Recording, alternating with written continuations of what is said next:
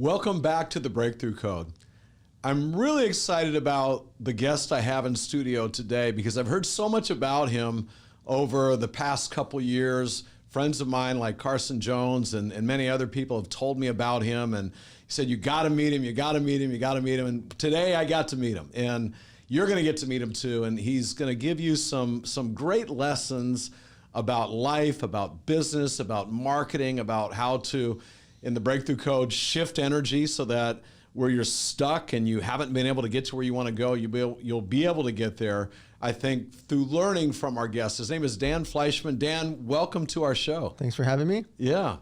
So your story is truly amazing. I read about how your family was in Los Angeles. You were 17 years old. You were down in San Diego, going to San Diego State. You didn't want to be a burden on your family because I think they were living on $24,000 a year or something like that. And so you started a business. You started, first you were working several different jobs, selling cotton candy at, which stadium was it? Qualcomm Stadium. Yeah. Qualcomm Stadium, for pro games. And then what else were you doing? You were, let's see. What else were you doing on top of that? I was working at Ruby's Diner. Ruby's Diner, that's right. Wearing a sailor's cap, which you had to be motivated to do that because that probably wasn't the most proud moment of your career. And then there was one other job you had too? I was working for a stockbroker at the same time. Oh, that's right. Yeah. And by the way, my first job after school was a stockbroker. Yep. Yeah. He was lucky to have you, knowing that the work you did. I'm sure you made him a lot of money. Yeah. It was fun. Yeah. And so you ended up being able to save up some money, right, to put towards college over a couple of years. Yep. And then you started a business. Yeah, and tell us about that. So I'd saved up $43,000 over those 3.5 years for college. So that was going to cover my, to try to go to SDSU and pay for my for my full ride. And instead, like right when I graduated, I started a clothing brand. And I trademarked the catchphrase. You graduated high school. Yeah. I trademarked the catchphrase, "Who's your daddy?" Everyone knows that phrase. And so I started trademarking for all different things: clothing, barbecue sets, diapers, sexual products. And some things I was trademarking just so nobody else would do it. Yeah. I wasn't making sexual products, but I didn't want anybody else to make it. Yeah. I was trademarking tobacco, alcohol, everything, just to own everything about this catchphrase. Huh. So our first convention, we do $1 million in sales. I'm 17 3/4. And this was clothing, right? This is clothing. Yeah. And by 18, we got a deal for $9.5 million with Starter Apparel. Yeah. So now I'm like, okay, I'm the man. Right? I got it all figured out. Yeah. Life is easy. Sure. I found out real quick that wasn't true. And so we went through the roller coasters of business from that point. We were doing between $8 and $16 million a year selling clothing to department stores, individual streetwear shops, skate shops, etc. And then when I was 23 is when we went public on the stock market. Yeah. That's when everything changed. Okay. Yeah. And what changed at 23 when you went public? Now you're filing 10Ks and 10Qs and 8Ks and every other 3-letter thing every month. You're a 23-year-old CEO. Right. Yeah. I'm a publicly traded company with thousands of shareholders. Yeah. Huge valuation. And so from 23 to 27, while being public, I just didn't sleep. I went around the country and I got us into 43 distributors, 55,000 retail stores for our energy drink. Yeah. And so we became the 7th largest energy drink in the space out of the 900 in the space. Yeah. Real quick, before social media existed. Yeah. Sorry, we had a MySpace. Yeah. And so I was out there just selling every day. I was selling no matter what, liquor store, convenience store, gas station, restaurant, sports bar, car wash, wherever I was. I had my hat on, my shirt on, my hoodie on, and I was selling my drinks.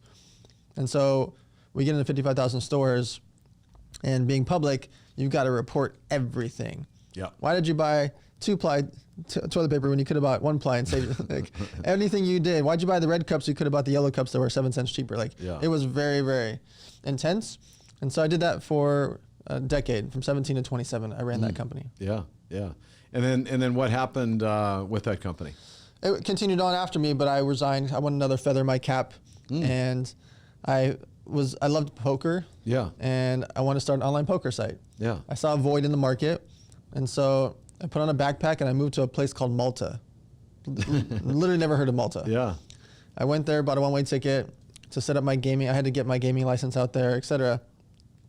And within 10 weeks, the poker site's live. Within 10 months, we're the top 5 brand in the world out of 550 sites. Wow. We're doing 7 figures a month in revenue with 5 employees. Wow. So it was a really good business. Yeah. And we just became the cool kids in the space. Yeah. I'd signed Dan Bilzerian, DJ Steve Aoki, Playboy Playmates, Poker Pros, and put them all on TV playing poker all the time, wearing the Victory Poker brand on television, because I was competing against Poker Stars, who does $8 million a day in revenue, and Full Tilt, who does $4 million a day in revenue. Those are my two competitors. Yeah. And so it was You had to be different. Exactly. Yeah. And I couldn't fight with them bankroll wise. They just had so much capital and they had so much marketing. Anyways, so it was a fun run. We ended up getting tens of thousands of new players coming in nonstop. Yeah. And then April 15th, it's called Black Friday. Online poker gets shut down in America. Poker Stars and Full Tilt, their websites, bank accounts get seized by the FBI all over the world. I checked my bank account, everything's fine. Yeah. I checked my website, we're not seized by the FBI, everything's fine. Call my lawyers, call everyone, I'm like, what happened? Find out what they were doing was illegal. They were miscoding merchant transactions. Ah. So by default, I become number one, number two poker site in the world. Not the way you want to win the game. So for the next 4 days, I manually paid back 41,000 players. Wow. I had everybody withdraw, and whoever didn't withdraw, I manually paid them back because there was a lot more players than that. Effectively closed down your company, right? Yeah. And I didn't have to. I wanted to make sure the players got their money, and I knew that billions of dollars just got seized from my competitors, and that wasn't going to go back to the people and the players, and so I didn't feel comfortable. And so I wanted to be able to sleep at night, so I manually pay everybody back over the next 4 days and decide I have a choice to make. Yeah. I can sit on the floor and cry about it. I just lost a $65 million company overnight. Yeah. Or I can get back to work really fast and immerse myself in work, which is what I did. Yeah. And so that terrible financial situation, losing this $65 million company, led to me saying, you know what? I'm never going to have all my eggs in one basket ever again. Yeah. I started a social media agency. I started consulting. I started throwing events. I started speaking. I started doing all these things. And investing. And the investing part changed my life and changed a lot of other people's lives. Yeah. And so that business strategy led to the best thing that happened in my entire career. Yeah. And that is so true for virtually every being. Every human being, they can look at something that it sucked when it was happening, but they can look back like you do and go, wow, thank God that happened. Like look at what's happened from that. Look how that was really working in my favor and what we've created since then. Yep. The butterfly effect of that moment changed thousands and thousands and thousands and thousands of people's lives. Yeah. Last year, my social media agency, we paid 3,500 influencer, tens of millions of dollars. Yeah. I invested $44 million between my group just last year alone into companies. That creates thousands more jobs. Yeah. Like you just think about the amount of jobs and situations that happened from me not being the poker guy. You could still be running an online poker business, and none of that would have happened. Yeah.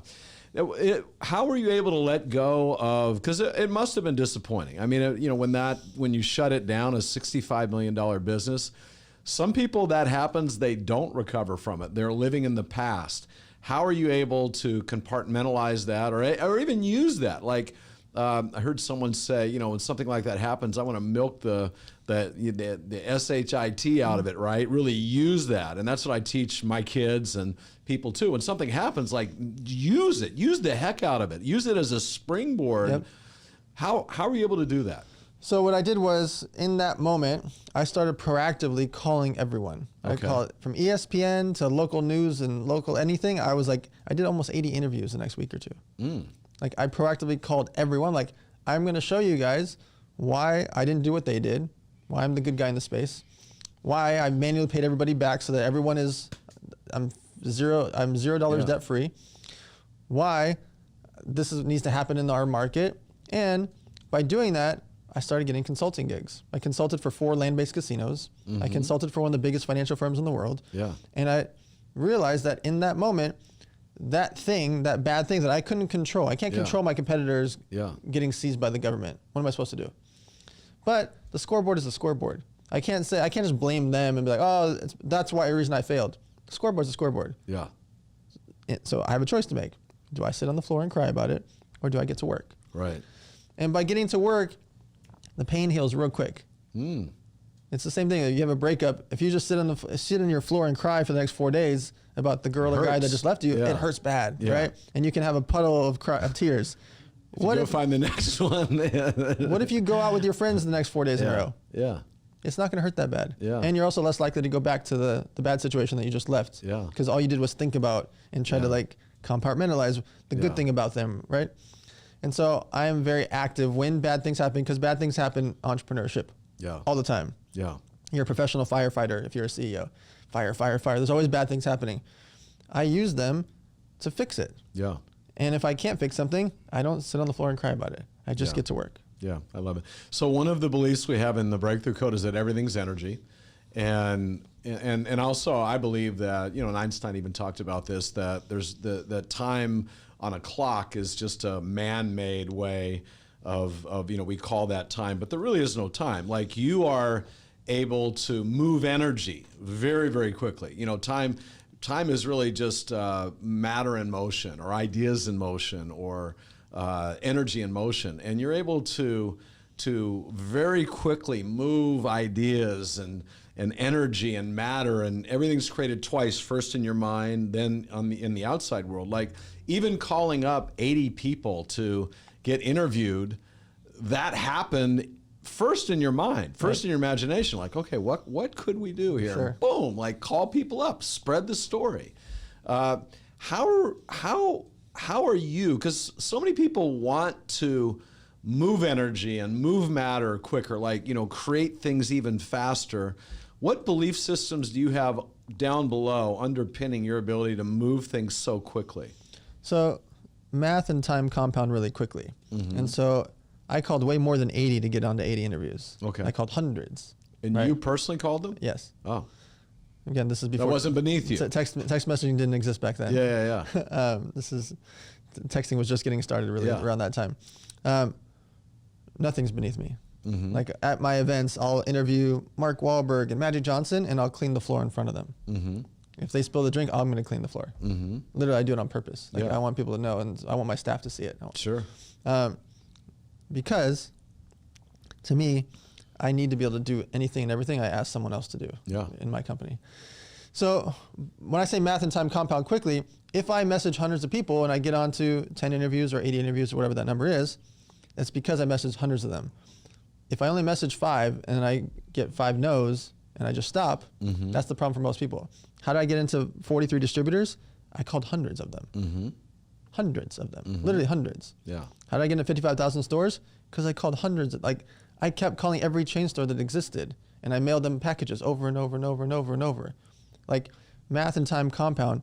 And most people, when they have their company, or they have their new book, or they have their fitness trainer, or their real estate agent, the real estate agents that win go door knocking. The real estate agents that win host events and dinners and call their friends and ask for referrals. The fitness trainers that are sold out and their dance card is full are messaging people in DMs. They're asking for referrals. They're posting on content. Like, math and time compounds. And so I've done that in my whole life in every business. There's lots of sports card stores out there. I'm the first national chain store like this because I'm relentlessly doing the work. Yeah. Our acai bowl chain, we went from 23 stores in COVID to 60 now, a year and a half later. When everybody else is closing down, we're opening a new store every week. What's the name of that? It's called Everbowl. Okay. Yeah, I know the founder. Jeff Fenster. Yeah. So I invested in them pre-COVID. Then COVID happens. Everybody else is shutting down in the world. And we went and signed 297 leases around the country. At great deals, probably. At great deals. Yeah. Because nobody else wanted to get a lease. Restaurants are closing down. So we're getting tenant improvements. We're getting free 6 months free, 12 months free, et cetera. While everyone else is in fear, math and time compounds. Yeah. So the CEO of Everbowl is out there signing leases left and right, signing franchises left and right, et cetera. And so everything in my life is the same thing. Social media agencies, sports card stores, acai bowl chain, whatever's going on in my world, it's just a lot of things are happening. If I do it over and over and over, I don't need all of it to work. I need some of it to work. Yeah. And if some of it works, I'm already ahead of way more people, because if I was a fitness trainer and I'm up against another fitness trainer, I'm going to message more people than they are. Yeah. I'm going to ask for more referrals than they are. Yeah. If I was a real estate agent, I'm going to ask for more referrals. I'm going to host more real estate dinners, et cetera. Yeah. And so math and time compounds. Yeah. I think that's true. I think there's more to it than that, though, because someone else doing the same amount of work that you're going to do is not necessarily going to get the results you have. They're not going to have the belief system. They're not going to have the network. I think one of your quotes is, relationships are your fastest and surest way to success. So when you call, and even when you call, like there's a because you've done it so much, you're not afraid of rejection. No. You've got a confidence and an energy that shows up. Like, even for me, I believe an email has energy when it's sent. And if it's written with lack of confidence and, oh, I hope that they'll answer this, right? It's kind of like, dribbling out there, but an email like that you write with confidence and even maybe put some love or whatever into it, bam, like that goes out and has a higher likelihood. Everything is energy. And your energy, in addition to how hard you work, I think is part of what's going on. And well, let's talk about the relationships are your fastest and surest way to success. Like you have relationships with all sorts of different big influencers. You mentioned Mark Wahlberg and Magic Johnson and Snoop Dogg, I think, is a friend of yours. Like, how do you make these relationships happen? So it's either from money, events, or charity. Mm-hmm. Money, if I'm paying them for something, hey, speak at my event, hey, post this product, post about this new book, then there's a transaction that's happening that opens the door to relationship. I'm not buying the relationship, but it opens the door to the relationship. Events. By co-hosting events or inviting them to events, you'd be surprised what happens, because a celebrity, a billionaire, a zillionaire, etc., you can't buy them something. Yeah. What am I going to do? Buy them a watch? If I get you a watch, whoop-de-doo, right? If I get you a clothes, it's a nice gesture, but it's not, right? But what they can't buy is cool. What they can't buy is an experience. Mm-hmm. And so if I say, hey, I'm throwing the world's largest pizza festival, which I've done twice. So after you threw the first one, you had to make it bigger than the second time? Yeah. If I'm throwing the world's largest pizza festival, Tyga, 2 Chainz, Wiz Khalifa, entertainers, influencers, rappers, performers are going to want to be there because of what I'm throwing. A few months ago, I did the world's largest toy drive. So we broke the Guinness Book World Record for biggest toy drive in history. So many zillionaires and athletes and influencers showed up or donated because they want to be a part of this event. It's an experience that can't be replicated. Yeah. And so how many toys, by the way? That was 155,000 toys on site, not counting what was sent directly. Yeah. Awesome. It was a lot of work. And this year we're going to do 10 cities because it's our 10-year anniversary. And with Pete, when you said the largest, it was the size of the pizza or the size of? So there's 2 different things. There's the world's largest pizza festival, which is my birthday. I've done it a couple times for my birthday. There's the world's largest toy drive. Yeah. It's just totally different. That's for I understand. There's 2 different things. But the pizza, was it the size of the pizza? No, it's just the festival. There's there's a whole bunch of different pizza brands all making pizzas there. Yeah. There's someone else that broke the record for the largest pizza. It's the size of your whole the size of your parking lot. I'm not going to try to fight with him. And so by hosting these ridiculous events or these big experiences, people want to attend. Yeah. And so now all of a sudden, the person that you couldn't get a hold of wants to and asks a favor if they can attend to your event. Yeah. And so I've done that on small scales as well. I throw a free event called Elevator Nights. Mm-hmm. I've thrown it 50 times. And every city I go to, I'm doing another one in 2 weeks, number 51. I go to a city, I throw this event for free, but it's my excuse to say, hey, would you come over here? Hey, Tom, can you come speak at my event? Hey, Ed Milet, Jake Paul, Floyd Mayweather. I've had so many people come speak at the events for free. Yeah. People I would normally pay to speak at my events come for free because they know it's a free event for entrepreneurs. Yeah. Anybody can do that. Yeah. I throw a Thanksgiving food drive for the last 8 years in a row. Mm-hmm. Anybody that's listening can throw a Thanksgiving food drive. Yeah. I throw a back to school drive. Hey, all the kids, bring your report cards. We're going to give you prizes based on your grades. Yeah. That doesn't take money. Yeah. People in the community will donate to that. We do the toy drive. This was our 9th year doing the toy drive. And so I host these charity events. I host these business events. I host these personal events all the time throughout the year. It's like 12 to 16 events a year because my excuse to get a hold of anybody I want. And even if they don't show up, I now have the brownie points. You invited Shaquille O'Neal. You invited Ed Milet. You invited Tom McCarthy. You invited these characters to come. Even if they can't make it, there's still some personal thing. I earned a little brownie point with them. Yeah, that's awesome. So people that are listening, they're probably not going to invite Magic Johnson or people like that, but they still can use this principle of relationships are your fastest and surest way to success. I call it your network of empowerment. You know, nobody gets to where they are on your own. You know, we're talking to you here in the studio because you have been so successful, so many different businesses, you know, with charities, but you had help. Yep. Yeah, along the way. Yeah. And so what do you tell people if they go, oh, you know, how is this successful person gonna, even, notice me or talk to them. Like I say, you gotta do something of value to them, right? You don't just say, hey, come over here and help me, because they don't respond to that that well. That's part of why the events work so well. Yeah. Is that is value to them. Yeah. Now, Tom might not want to come to just attend your event, but what if you ask him to speak at your event? Tom might not want to come to your fancy real estate house opening, but what if he was the host of it? Or what if he was the speaker? Yeah. It has to be something that is compelling to the person that you're inviting to the thing. Yeah. But events work extremely well. I'm literally writing a third book just about why events work so well. Okay, because cool. it is important. Well, Carson's helping me write it, but it is important. Like events are the gateway. And what's interesting is, if I invite a certain business character or entrepreneur, celebrity, whatever that person is, you will be shocked at what happens. Not only do they want to attend, they then ask you a favor if they can bring people. Ah, so they bring more cool people. Yeah, high level people. Right, they're not in, bringing their nephew, right? They're bringing other real estate people or other business people or other interesting characters to your event. And so I've used the events for over a decade now, and it works splendidly. Yeah. Einstein said the imagination is our imaginations are the preview of coming attractions. Like, your imagination must be crazy. Like, how do you use your imagination to come up with these ideas? I mean, the world's largest pizza festival was like a random joke. 3 months later, I had Lil Wayne and Steve Aoki performing. Like, it's wow. When I come up with an idea like the world's largest toy drive or any of these things, I make a big whiteboard of what it would take to actually do it for real. Yeah. And if I can accomplish it, then literally the next day I start. And I just start. And that's the best way to put it. Well, yeah, you don't have many barriers. And that speaks to your risk profile. Like, you're taking risks, but why are you able? I mean, now it's easy. Yeah, of course he can take risks. He's got a lot of money. He's got, invested in 40 companies or 43 companies or something like that. So it's a lot easier now. But how were you able to do it way back then? Yeah, I mean, 2019, I had an idea. I'm going to start the most expensive mastermind in the world, business mastermind. It's going to be $100,000 per person. This is going to happen. This is going to happen. And it sounded absurd. And looking back, I still think it's actually crazy. We sold out in 3 months, 100 people, $100,000 each, $10 million in sales. Wow. In 3 months on an idea. Yeah. Didn't exist. We hadn't thrown an event yet. Yeah.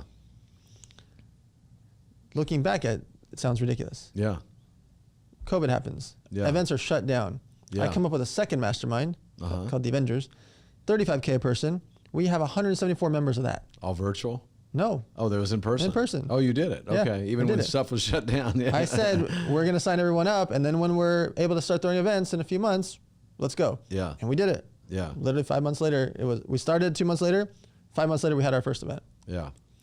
So for people that want to make more money, because you're a master at monetizing things and you're an amazing marketer, what determines how much money people make? I've got an idea in my head. I'll share mine after yours, and it may be the same thing. But what determines like how much you can charge for what you do, or like $100,000, mastermind, never been done before. During COVID, getting people in a mastermind where you don't even tell them when the event's going to be, right? Yeah, pretty crazy. So what do you think it is that determines how much people are able to make or charge for their services? So there's levels to it over time. So when I was first speaking at events, I wasn't charging anything. Then I was charging a couple grand. Then it was $5,000. Then it was $10,000. When I first was starting my events, elevator nights was free. Elevator nights will always stay free, but elevator nights was my entry point to be later charged for a mastermind. Yeah. Whatever it is that you're doing, there has to be a level to it before you start raising your rate. Okay. What happens is the reasons that you can raise your rate are demand or perception. Because the perceived value is what you're worth. Yeah. I could say, I'm worth $50,000 to speak, but if nobody pays me more than $5,000, $5,000 is what I'm worth to speak, right? I can say that this baseball card is worth $50,000, but if nobody pays more than $5,000 for it, it's worth $5,000. Yeah. And so there has to be demand to match what you're doing, and you have to be able to back up what you're doing. Yeah. So the way I determine it is, how much experience do I have? What is the intrinsic value for the person that's going to pay for it? Yeah. The way I came up with the mastermind in that example was, it's $100,000. It's only for people that have at least a $10 million company. If I do that, we only have to help them by 1%. If you have a $10 million business and we help you by 1%, that's $100,000, right? Yeah, yeah. That was my pitch. Yeah. And guess what? They all got it really easy. Like, of course, Dan and all his people are going to be able to help us with our business by more than 1%. Yeah. And so for them, it felt free. Yeah. That's still crazy if you think about coming up with a number like $100,000 win. Yeah. Right. But before that, there was dozens and dozens of events. I spoke at over 200 events prior to that. And so I didn't just come out of the woodworks like never throwing an event, never speaking, never having the network. I waited till the moment was right. Yeah. Along the way, you have to earn your street cred, right? You got to speak at a certain amount of events before you charge for speaking. You have to write your first book. Your first ebook might be free, and then later your ebook is $5 or $20 or $50, et cetera. Yeah. You have to get the reps in order to be able to charge more. Yeah, and I think too that getting the reps in, what you're doing is obviously getting your name out there more and getting more exposure, but you're building your self-esteem. Because I think at the end of the day, like for you to charge $100,000, there could be people that are just as potentially as talented as you that go, oh man, you can't charge $100,000. Like you had the wherewithal to do it because you're like, I'm worth it, right? Yeah. And what we're going to do is going to be worth it. I remember back in my 20s when I was heading up sales for Tony Robbins' company. This was a long time ago. And he walked in one day, and mostly we were doing seminars that we were promoting, but also he would get hired by corporations, and now his fee is crazy high. Yeah, $400,000. Probably at least maybe 500. Yeah. But I remember him coming in, and I'm not going to say exactly what the numbers were, but it was I was in my 20s. He was a little bit older than me, but he was in his 20s, right. And he was getting a good fee back then. And then he walked in one day and he said, I'm doubling my fee. I looked at him, I said, we're not killing it here down at, this number, right? And he goes, that's fine. He goes, from now on, that's what we're going to do. And even and he goes, I don't have to do as many of them, right? Even at that rate. But he believed in himself. He believed in his value. He had that self-esteem, actually, maybe even without the demand, right? He'd only written one book back then. It was before he was on TV and everything. It was called Unlimited Power. Mm-hmm.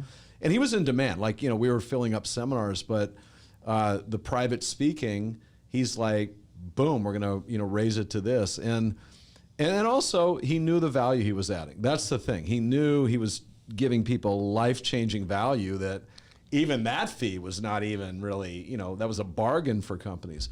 But I think all these reps, a lot of it does too, is it allows people just to create more belief. But I see so many people that because their self-esteem is not where it is, they won't charge what they're worth. And then some people like you and hopefully me, I'm good at this, is like put a number out there that sometimes you even go like, geez, that kind of scares me to tell them that number. I remember actually another story when I was a kid.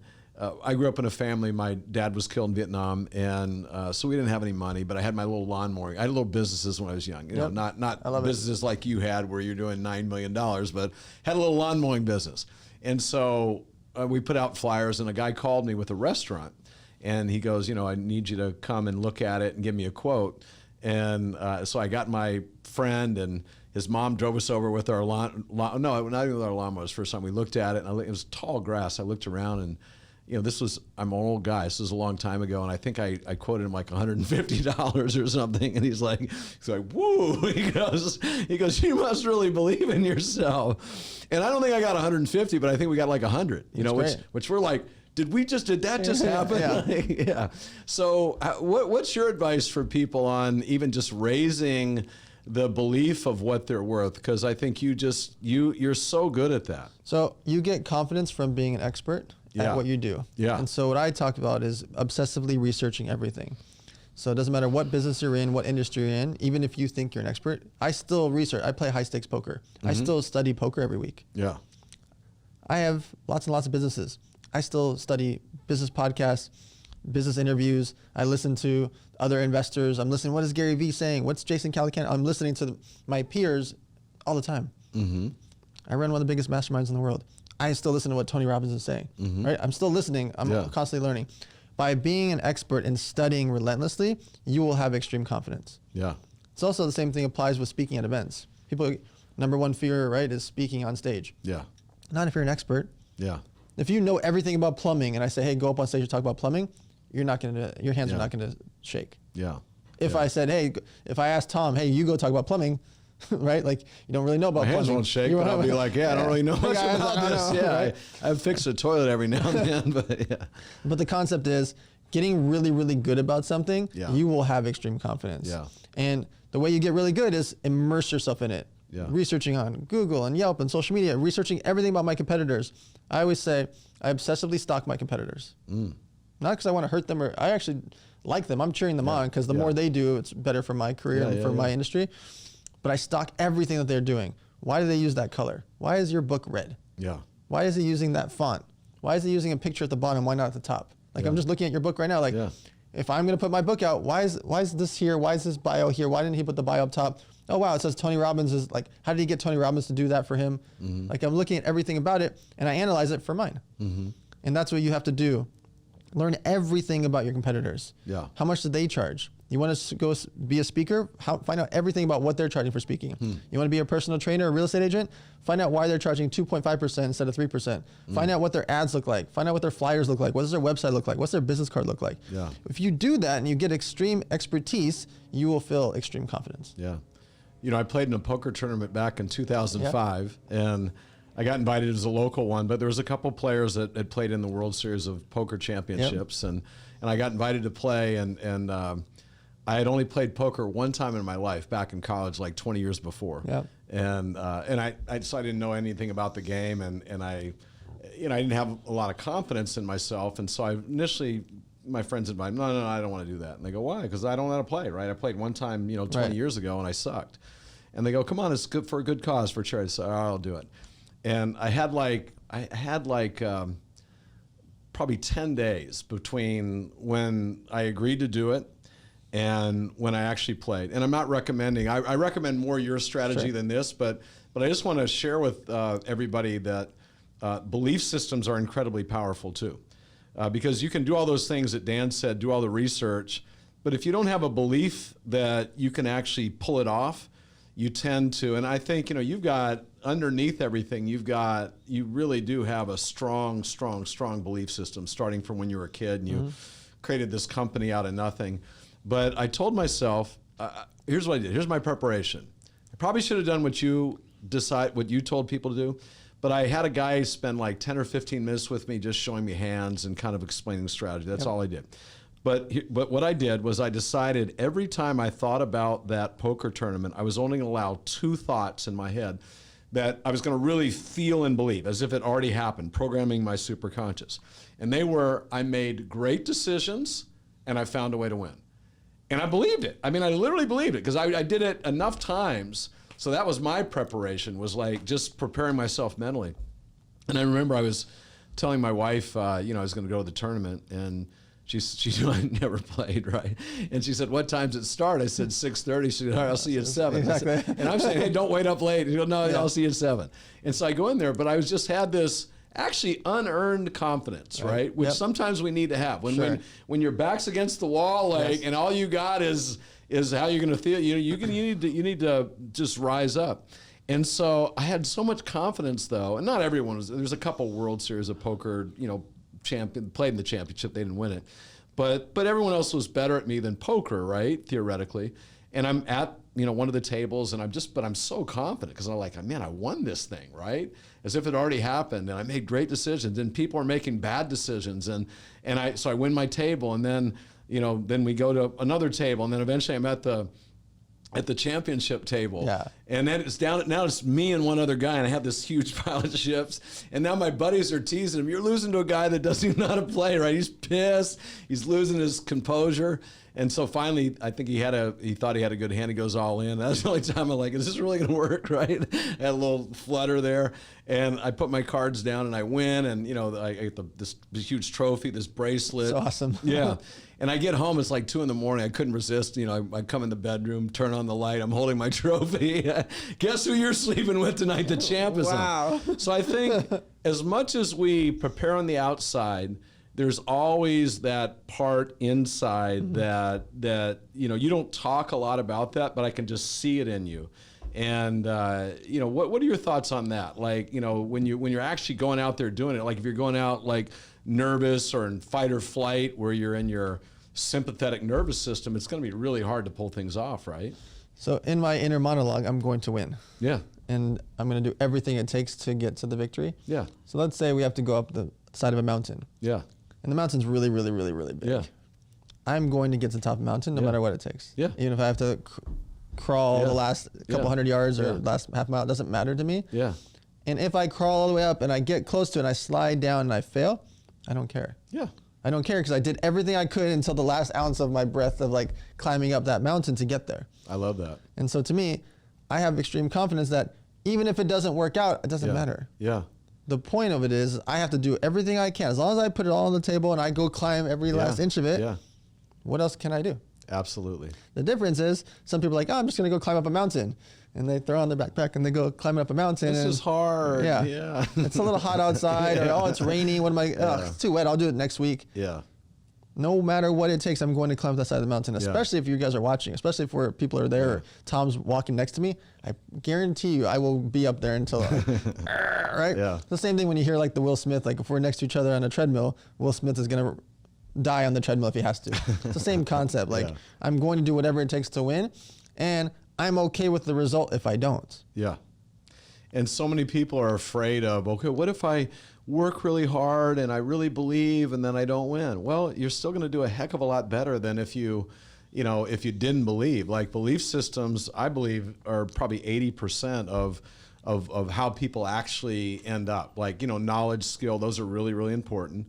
But there's plenty of people with knowledge and skill that self-sabotage or, and this is the other thing I see. There's so many people, and some people may be listening to this show and that they've got so much talent, but they just can't get the ball in the end zone. You see people like that, but you're a guy that like gets it across. Yeah. Yeah. Well, so what do you tell people like that? Like they try so hard, they have the best intentions, they're good people, but there's just some little thing that they're missing that just, they can't get it across the end zone. I see it a lot, and I get frustrated with those friends of mine because I know that they can. Yeah. And the main thing that blocks them is they don't go for the ask at the end, or they don't do they don't go for the kill. It's almost like unconsciously they don't want to cross the end zone. Like success might be too scary for them. Yes. I sincerely, I have one friend I'm thinking about in particular, friends with every major celebrity, brokers all these major business deals. I just set up this bazillionaire with this person in this company. They just put in 40 million into that thing. We're going to crush it. And they don't have the paperwork and they're not a part of it. And I've seen that happen to the same person for 11 years of knowing them. Every year they broker the major deal. Every year they set up this and this. Every year I see them with household name celebrity and big brand and big business, and they're wearing the clothes of the business and they don't have the equity, or they don't have the payment, or they don't have the consulting gig. Yeah. Most times what happens is they won't go for the ask, and a closed mouth doesn't get fed. If you don't ask for the paperwork on the $40 million deal and the $6 million this and the brand this and I just got them into 600 stores and I'm going to get a commission. Why? You don't have a commission paperwork. Yeah. And so often we see they just don't ask for it. They don't ask for what they deserve because they don't think they deserve it. And that's a self-esteem issue again. Yeah, you're right. That's awesome. Hey, Dan, thanks so much for being here. My pleasure. You've so much wisdom and backed with results, though. You really have the results to prove your expertise. If you could leave one final thought or some words of wisdom for everyone listening that is looking up to you now and saying, all right, this has been awesome. Give me one more golden nugget. What would it be? Just get started. There's so many people are so nervous. Like your uncle wants to start a fishing lure company and they've been telling you about it for 10, 20, 30 years and they never do. Well, Tom and I could start fishinglures.com tonight. We can order fishing lures off Alibaba. We can make a website, have social media accounts for @fishinglures on every single social media platform by tomorrow. And this week we'll be selling fishing lures. You live in a society now in 2023 where anything and everything you want is either free or cheap. Yeah. So just get started. And it's so easy to get started because of the internet and social media. There's money to be made. There's value to be added. Just get started. I love it. Thank you, Dan, for being with us. And thank you all for being with us on the Breakthrough Code Show. Please come back next time. It's been awesome having you here.